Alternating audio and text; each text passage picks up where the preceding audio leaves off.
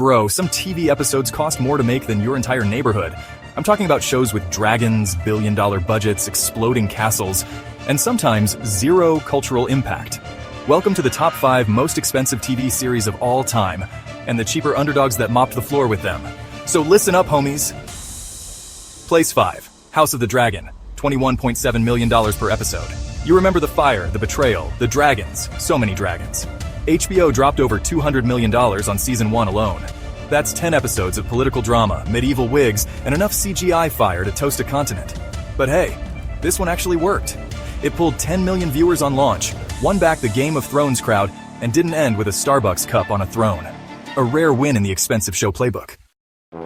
Place 4, The Acolyte, $28.75 million per episode. Ah yes, The Acolyte. Disney's fresh new take on Star Wars that cost more than a moon base, and then got cancelled after 1 season. 8 episodes. $230 million burned like a malfunctioning lightsaber. They built new sets, flew to the UK, choreographed lightsaber battles that looked great in trailers, and still, critics said it felt meh.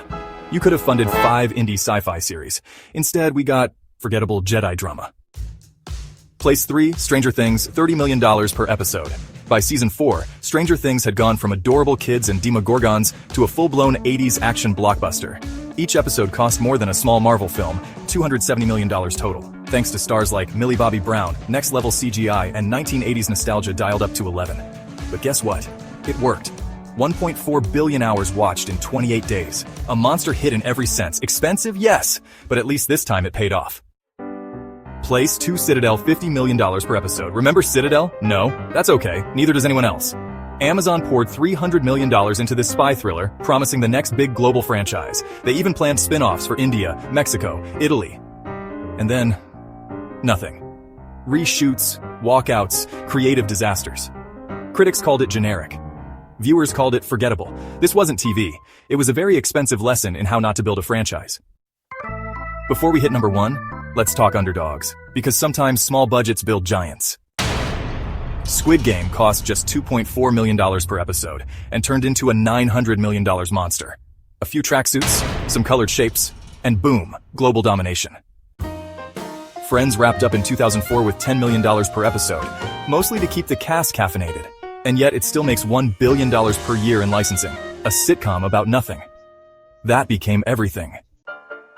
The Office cost a mere $2 million per episode. No dragons, just awkward stares, awkward laughs, and awkward people working at a paper company. And it's still quoted at your job every Monday.